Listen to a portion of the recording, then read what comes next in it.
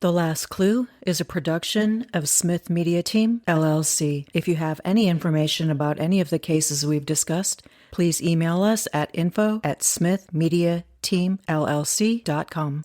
Today we're here to tell the story of Rachel Cooke, a 19-year-old cross-country runner who vanished during a morning jog in early 2002, just a few steps away from her family's home in Georgetown, Texas.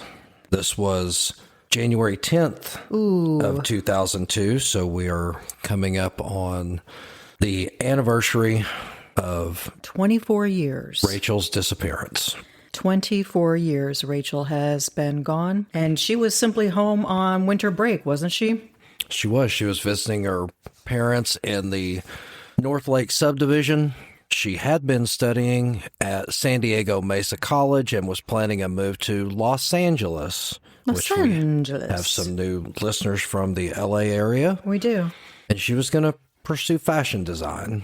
That morning, her mother left for work around 8 a.m., and Rachel was still asleep on the couch. Now, if I remember correctly, she was kind of a routine girl and had pretty basic set kind of schedule every morning. So that's what I recall from the story. And, like most mornings and most people who are in a routine, well, especially those runners, Rachel set out for her regular 4-mile run at some point after 9:30 in the morning. 8:30, 9:30 in the morning. The last credible sighting places were between 11 and 11:30 a.m. near a trail just 100 to 200 yards away from her parents' home. That's crazy. That's very close. And now Georgetown is like the vicinity of Houston, so kind of like a suburb, if you will. So it's not like she was out running like in the woods when we say like trail or anything like that. Or is that near Houston? Is that a Round Rock? I can't remember. I think I'm confusing Georgetown and maybe Baytown. Yeah, Baytown is what you're thinking of. Okay. Georgetown is just north of Round Rock. Okay. But still a pretty populated area. Not backwoodsy. Just what I'm trying to get at anyway. So being a cross-country runner, that was just part of her standard thing, is getting out and running every morning. So this wasn't unusual for her to get up and go. And a 4-mile is nothing for a cross-country runner. For those of you that don't run, or maybe you just need a little bit of refresher, a 5K race is just a little over 3 miles. So she was basically doing a 5K to warm up for the morning. Yeah, she's got her warm up, the 5K, and cool down. So 4 miles was probably not much of a run to her. But she never returned from this run. At 3 p.m., her father came home to take her on a shopping trip, and Rachel was nowhere to be found. All of her belongings were still inside of the house. So all of her personal belongings were still there, like her ID, her phone, that kind of stuff at the time. And that's kind of how they deduced that she had gone out for her run, because the only things that were missing were her running gear and her Walkman. And if you'd like to explain what a Walkman is, because you do it so eloquently. I don't know if I have time to explain to the children what a Walkman is. If any of our listeners would like to explain to the kids that listen to this podcast what a Walkman is, I know none of our listeners are old enough to remember Walkmans, because that's ancient. None of us, we're kids ourselves. None of us remember Walkmans or carrying boom boxes on our shoulders. No, I think I saw that in a movie once. Easy.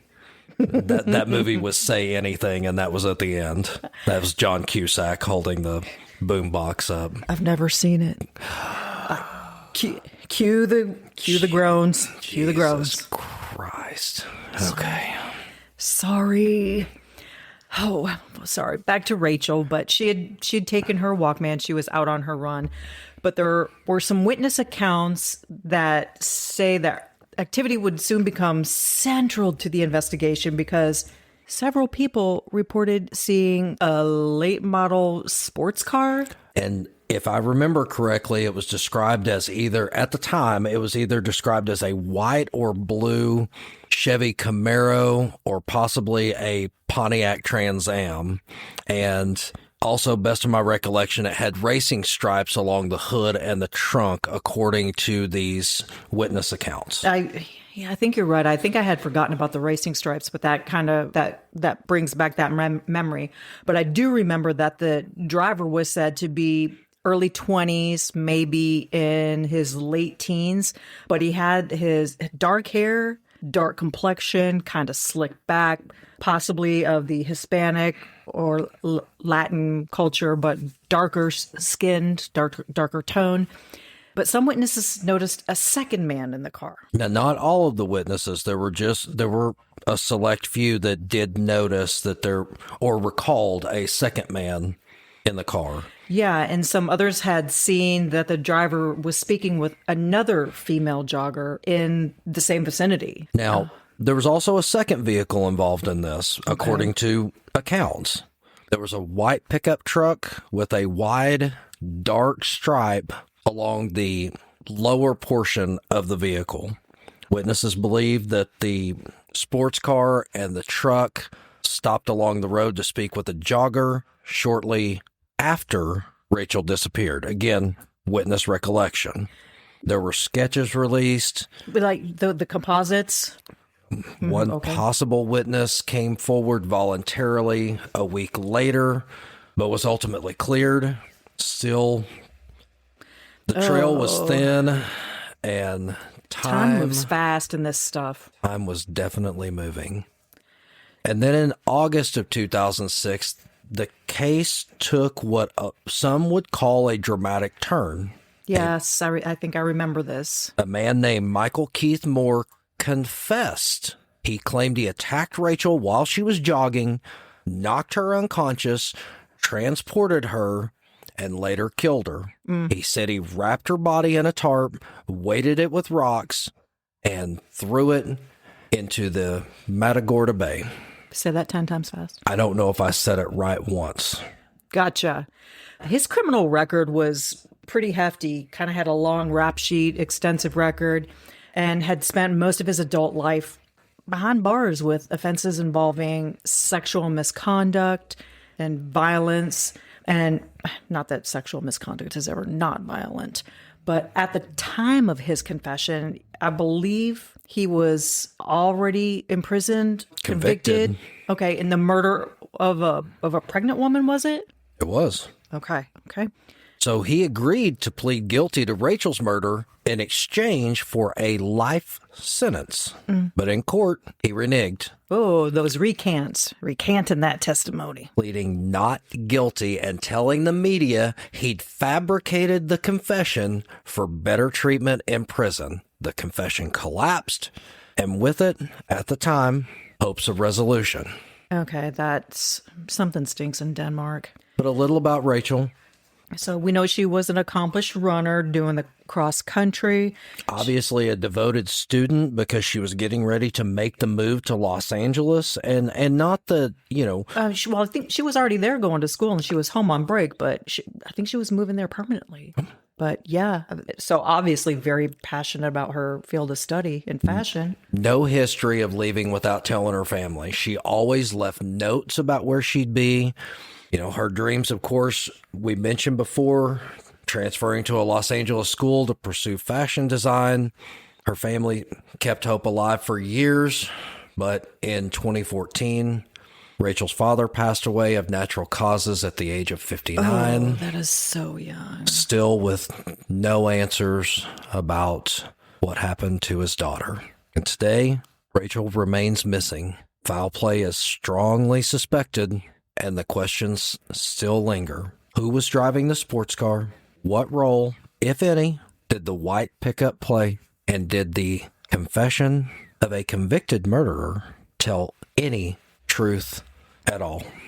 There's a lot to think about there because while there hasn't been a lot that's come out nationally about this story, there's all kinds of speculation that this could have been the work of a serial killer. It could have been someone that knew her in the neighborhood or in the whereabouts.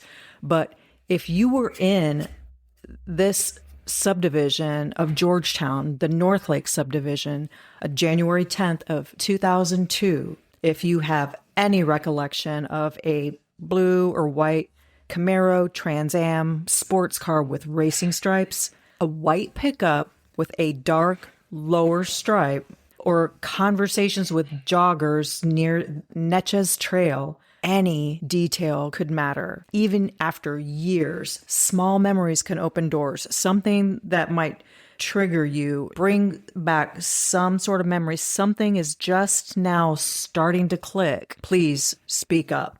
And at this point, it doesn't even need to be memories from the subdivision. It can be anything you might remember from that area about these vehicles, their description, about the description of the men that were said to be in the area with a darker colored skin with slicked black hair.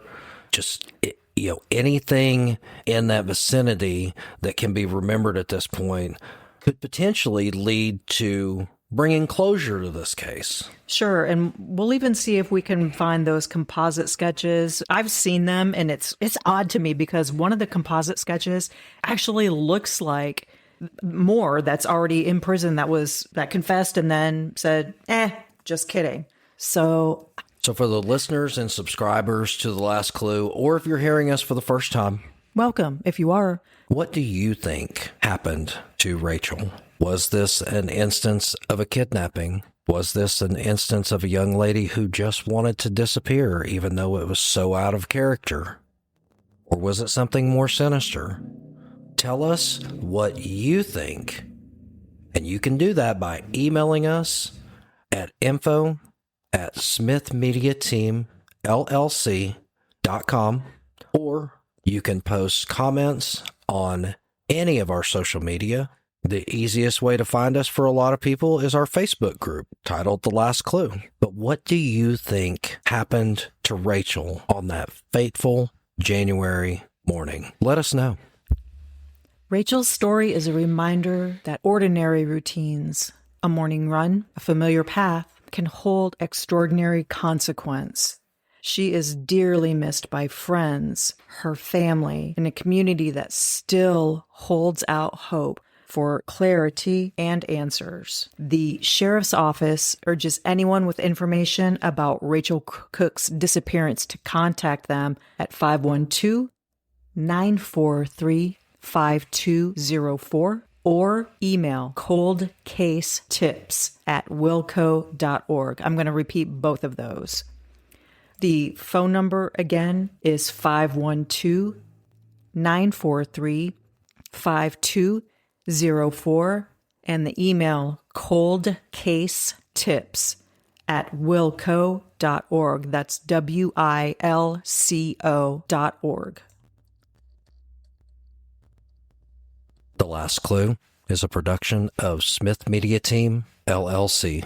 If you have any information regarding this case, email us at info@smithmediateamllc.com. Follow and review The Last Clue on Apple Podcasts, Spotify, Amazon Music, YouTube, iHeartRadio, or wherever you listen. And as always, keep searching for The Last Clue.